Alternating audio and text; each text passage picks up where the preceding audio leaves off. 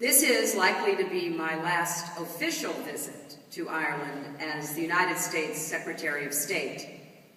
And I want to mark this occasion by speaking with you about a foreign policy priority that represents our two nations' most cherished values, and which is central to how we confront the world's challenges: human rights. Now, human rights don't always occupy the headlines, but they are often what lie just behind and underneath them. And the future that awaits the students and young people today will be shaped in large part by how well leaders live up to their human rights responsibilities. During my first year as secretary, I celebrated Human Rights Day by giving a speech at a university, Georgetown, in Washington, D.C.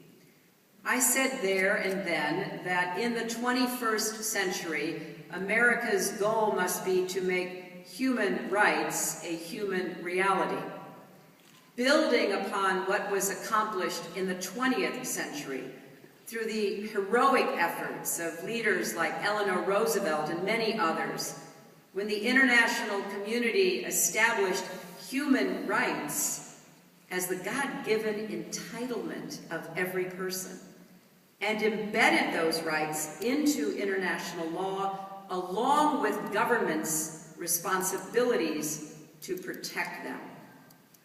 So I'm often asked, where do human rights fit into American foreign policy? Now, there are some, they've often been called idealists, who say that when we tackle foreign policy challenges, we should be governed first and foremost by the end goal of advancing our values, because that is how you build a better world. There are others, they've been called realists, who point out that ideals are not always easily reconciled in a world where bad actors exist and bad things happen. And therefore, shorter-term interests must be given more weight in the here and now. This has been and will remain a difficult debate. There happen to be merits on both sides. It is certainly true that the last decade has driven home the very real threats that exist to security and stability worldwide. And part of my responsibility as Secretary of State is to work to counter those threats. And furthermore, many of the challenges we face, from getting the global economy back on track to preventing terrorism, are becoming more complex by the day. But at the same time, one must never forget, universal values are vital to who we are and what we hope to see our world become. And they are American values and Irish values. I would argue they are everyone's values. They certainly are part of who we are as Americans, not only a commitment that is central to our identity, but also a source of our influence in the world. So the real challenge, not just for decision makers, but citizens as well, is to be clear-headed about the world as it is and the tough choices it presents on a daily basis, while remembering that human rights are at the center of some of the most significant challenges to global security and stability, and therefore to our national interests. That's why I don't mind. I've been called both an idealist and a realist. In reality, I think we all need to be more of a hybrid, perhaps idealistic realists, because leading effectively cannot be done without our values. And a great deal of what is happening today bears that out. It is not a coincidence that virtually every country that threatens regional and global peace is a place where human rights are in peril. The genius of the Helsinki Final Act is the insight that human rights and security are indivisible.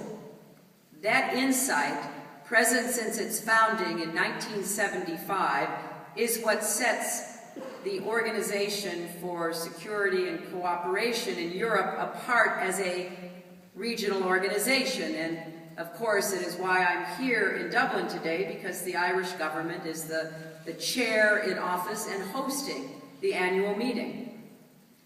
That organization and its founding documents were revolutionary.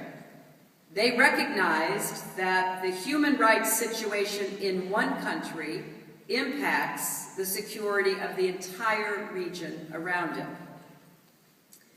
And yet, even leaders in countries that secure human rights for their people don't always see advancing human rights elsewhere as a foreign policy priority.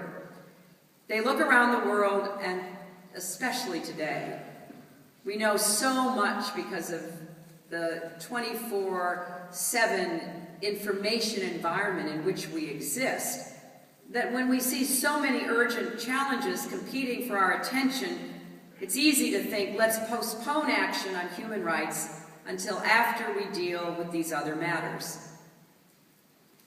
But human rights cannot be disconnected from other priorities. They are inextricably linked with all of the goals we strive for in our countries and around the world. The Universal Declaration of Human Rights is not just a catalog of rights and government obligations, it is a time-tested blueprint for successful societies.